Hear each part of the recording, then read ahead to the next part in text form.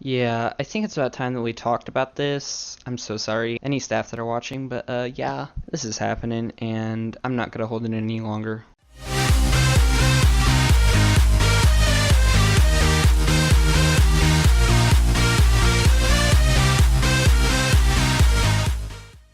Hey guys, it's me Minecraft, and as you can see, I'm probably wearing almost every single piece of band armor in the game right now, except for the diamond chest leggings, and yes, I am a single player, but there is a reason for it, guys. Today, we're going to be talking about why Ftam and more needs to be reborn. And for all you new people, you might be wondering, what the heck do you mean reborn? This thing was already reborn. This is...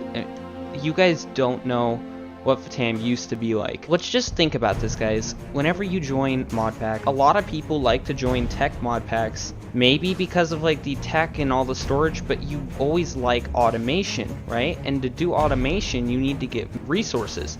So everybody likes to set up a lot of automation and resources, but like this is what people would want, you know, a full entire elite smelting system, duplicate 4 times yours, everything like that. But new people that join can't just make this. They actually have to get the resources for it. So over here we have the Digiminer. Digiminers are actually extremely hard to make on the server. I'll go into more detail about what has happened to the Digiminer recently, but it's really bad. Actually a last resort for an easy way to get materials if you're a new player. And it actually worked, and it was nice, and everybody was actually thriving as a beginning base for it. Stuff has happened to that, and we're going to then talk about that later.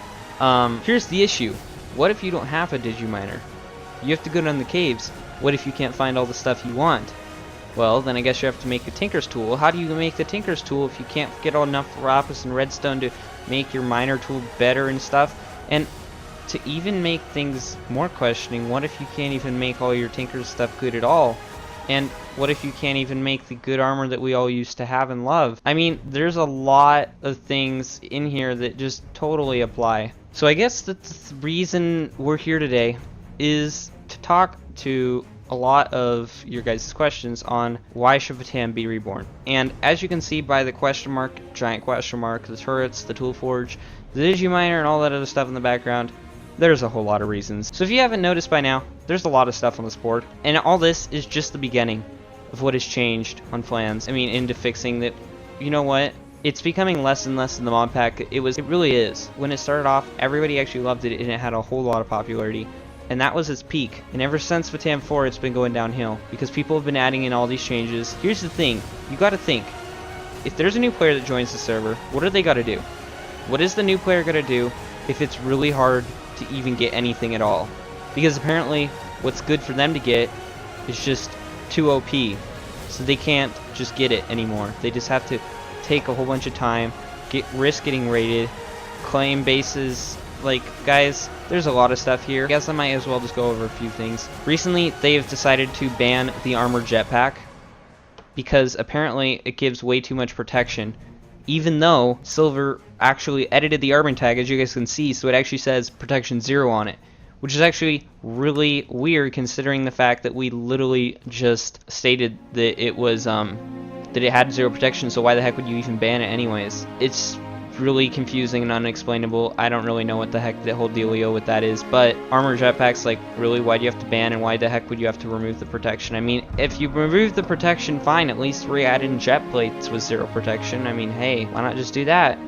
And then they go, hey, you know what? Let's do this. Let's make it so that not only do you need to spend a lot of your resources to make a laser drill, but in order to power this thing, you're going to need a heck ton of RF, so you're going to need a huge reactor, and then you're also going to need this laser drill precharger, which, of course, as you can see, consumes a lot of our RF. It actually consumes about, I don't know if it's 3,000 or 9,000 RF a tick or something like that. Just to even generate 1 out of the 300 to only generate 1 singular ore. And not only that, they've now modified the recipe to include ender amethyst in it. You need 3 just to make one of these things, and you would normally need 4 to power a laser drill.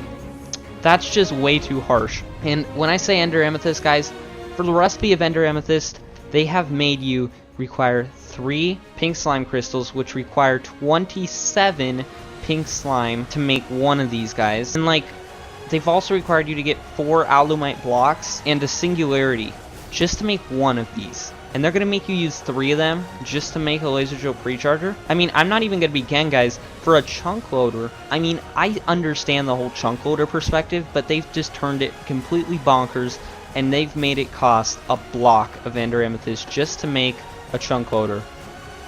A block. And that's not even just the start. Like, you have a lot more items that you have to get that are also really hard to get. And as you guys know, in the most recent update, it's all been about who can get on Bow Top. But let's be honest here, okay? When they removed quartz, from the Tinker's weapons, like they'd have right here, when they remove quartz from any, you can literally not even have another Tinker's weapon with quartz, like ever. No weapon can have quartz. They removed the sharpness from the swords, okay? They've now made it so that it actually costs $20,000 to buy 1 golden apple. That's like the notch apple. Ender Amethyst is extremely hard to make, and because of the farming update, they said to themselves, hey, we can't let people automate farming. They've got to do it all by themselves. Even though this is they can't do any sort of automation. So you know what they got to do? Oh, okay. What's this? It's a block placer. Oh, what does it do? Oh, that's right. Let's just pull up a cell right here, and let's not even begin here. Okay, they've got a block placer, which they've decided. Oh, guess what? We're gonna ban it because it can place blocks. Now, like, really? A block, you're gonna ban a block placer. Let's say they wanted to automate a TNT cannon or something. Yay, that would be really fun, right? Oh, guess what? Nope. I'm sorry, you can't. Why is that? Do that. It doesn't even do that. Like, guys, I don't know what the heck this thing even, like, block placer, okay, so what? It's meant to right click. Like, what the heck do you expect it to do? Just right click out bone meal? Because it ain't doing that, guys. Then they make it so that you can actually just sell stuff in the market for barely any money at all. And they're gonna make it so that, like, if it's a mob drop, you know, and they're gonna make it so that instead of when they know you want to try and automate killing cows, they're gonna ban a breeder just because it can multiply mobs. Really? Did you really have to do that? Yeah, sure, go ahead. Just ban a breeder, why don't you? It's pointless. And then they have the block breaker, of course, guys, which they're like, hey, we don't want them to automate our pumpkin and melon farms, of course, guys. So, what are we gonna do? So, you know what, guys? Let's just make it so the second that a melon spawns, we're just gonna have a block breaker just break it, because that totally makes sense, and that's how you're gonna automate melon farming. Yay! But, like, guys, main point we should all take from this is why.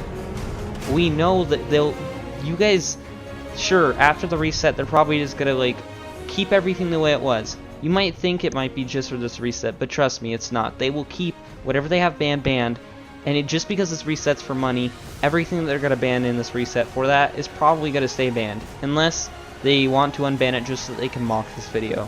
But if you wanted to automate killing with, like, a looting 3 sword in here like that, like, let's say you wanted to automate a left click to kill, kill like a mob grinder or something, spawn in mobs like this. Look, like, it actually would help you. Do you see what it's doing? It's actually helping you. It wants to help. Just wants to help, but we won't allow it to help because, you know what? These things can help you place blocks. It does a lot. Like, even if you highlight it, it says, does more than a tooltip can explain. Guys, this thing has been never banned before the whole grinding update, and it's ruined so much. Then they also decide to ban a block smasher, too. And then they also decide to ban a fertilizer. Why the heck would you, oh my gosh. Oh, and let's not even forget what else they've banned. Also the harvesters and the planters, so that you can't even automate growing trees. But after this update, if it's not unbanned, there's really some issues going on here to talk about, is obby armor. If we look at a diamond chestplate, it only has 8 protection, but this thing has 12. I know obby armor is broken. I do. And that's why there was the sharpness cleavers to counter that. They actually countered it pretty good. You could actually, if this armor was halfway dead, you could literally deal about 10 hearts of damage to somebody, which once again then brings back up the point that they've also taken away heart canisters, and the heart canisters were always something that we'd like to give us a bit of extra protection, you know? When there was heart canisters, and then there were the cleavers that could still, like, basically essentially 3 shots, that was actually good because then it all wore down to, like, what armor did you have? Obby armor could actually survive turrets like this, because let me tell you right now that there's no possible way that diamond armor could actually survive these types of turrets anymore. Like, these turrets are just one-shots, and everybody's like, oh, why are we gonna ban a rapier? Oh, that's why, because it can literally one-shot stuff. Like, guys, if a rapier can just one-shot a mob like that, like, they banned it, right? So if railguns can one-shot mobs, then why did they ban it? See, it's because I know they're wanting it to become all gun-based, but that just turned our society into a semi-automatic rifle warfare, which is really dumb, to be honest. So ban beheading, so we can't even get wither skulls anymore, which completely even counters the fact that we can't even spawn withers anymore, except for in the nether, which makes everything completely useless because the nether and end reset all the time. Ending and ending, and this never-ending counter of everything they're banning is because it's too OP for the thing that they literally just banned. And the thing is, they won't unban it. I don't know how many times I can say that. I mean, look, this thing, it used to be pretty good, but now they've literally nerfed it so you can only do it to like one block. And when there was obsidian armor, the miniguns, they shredded it. Like, it would be dead really quickly. You'd have to bring some backup sets. It really just brought that feel into PvP, and like, you can actually make golden apples instead of having to spend 20k on just one golden apple in the shop. You could actually go ahead and try and make it, and it was really good back then. You wouldn't have to be afraid of, like, you could actually play the game the way you wanted to play it, instead of having to have so many things banned, so many things reversed, so many new crafting recipes that just make whatever the heck you want to make really hard, or C's are banned. It's turning around, guys. Now that I've told you about what Flans is now, I'm just going to tell you about why it was better back then. We had the gaps, we had the cleavers, we had the obby armor, and no matter how overpowered things might have seemed, it didn't matter, because even if fights last about 10 minutes or 15, you still could die. You could always be on edge. You'd always need backup, because no matter what, there's always a way to counter anything that's considered OP.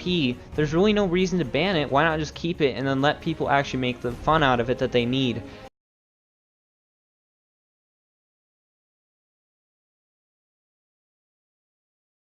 Stop right there! Stop right there! Stop right there! Stop right there! Stop right there! Stop right there! Stop right there! Stop right there! Stop right there! Stop right there! Stop right there! Stop right there! Stop right there! Stop right there! Stop right there! Stop right there! Okay, guys, so the second portion is bases, and how bases work now, I'm going to be completely honest, is dumb. Pretend this cobblestone is obsidian, right?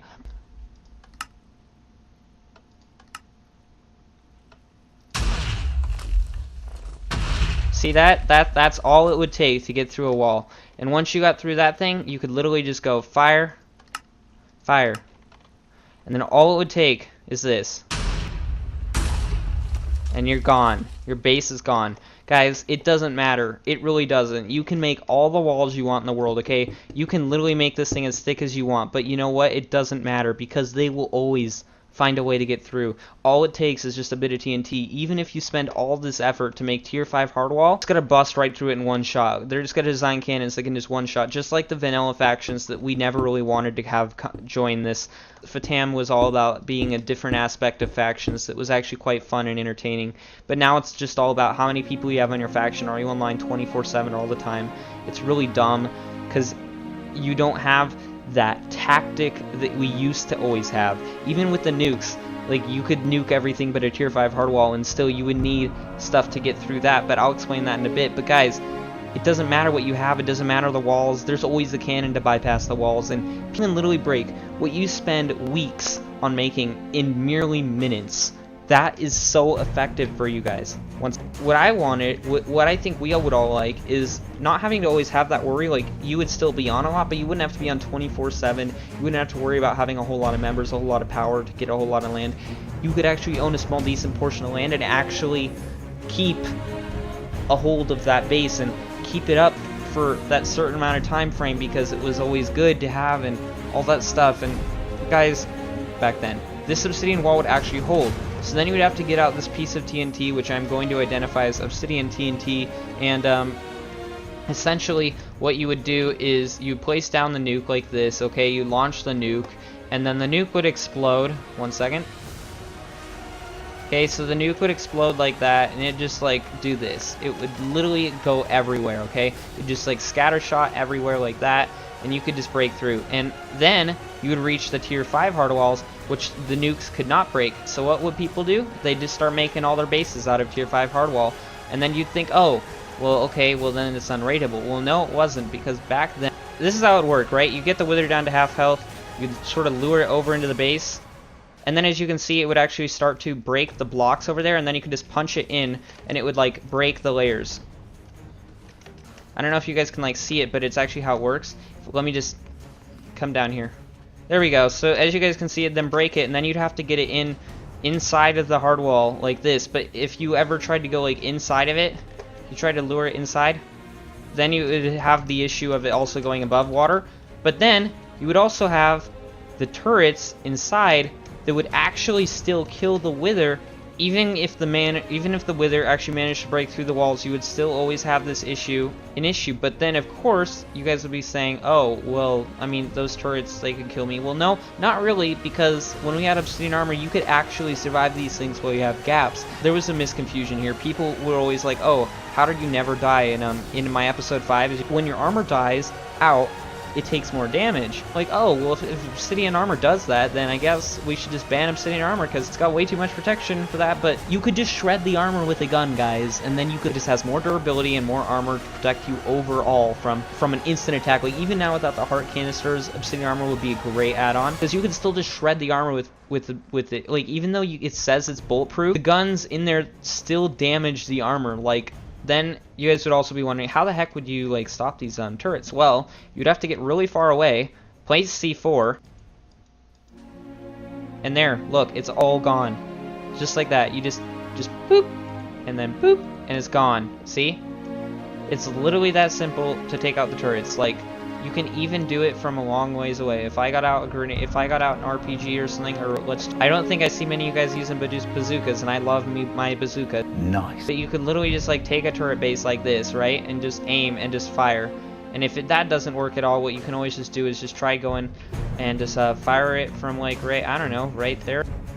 Stop right there! Load up the RPG. There we go, it's gone. See, this defensive. How can you get turrets to stop your withers from breaking through all your walls, to breaking into the base, and making your base anti-nuke proof? And it was actually a strategic way to make it so you could actually hold off your base overnight, and then that way you would stay to regroup and reform, and you would actually have that time to come back. But with this new method, all you have to just do is just cannon through, and it's really ruined the Flames experience, as you guys can see by all the spawners and shops. They're really just turning it back into a vanilla factions, and it really shouldn't be that way. Yeah, it's just dead. And you know what, Ftam, just return to Ftam 4, please. I love the hypersonics, I love the nukes, I love the old method of raiding. Really it was literally your climax of Ftam. It really was, and it made Ftam great for what it was, and everybody really loved it. And ever since, things have been gone downhill, and I've been quite silent about it recently, and I'm totally regretting doing that because it's just been getting worse every single day. It's about time that I speak up for everybody else that probably thinks this way. So guys, please help, support, make this message known. Ftam needs to be reborn. They think they just fix it for good. They aren't fixing mistakes. The mistakes were already made, and they need to be fixed. Because Ftam is getting old, it needs to be reborn, and we want to. I think that some of you guys will not agree with me, but I think most of you can agree that we do really need Ftam back. Thank you guys for watching. Let's make Ftam popular again, the way it really was made to be. See you guys all next time. Goodbye.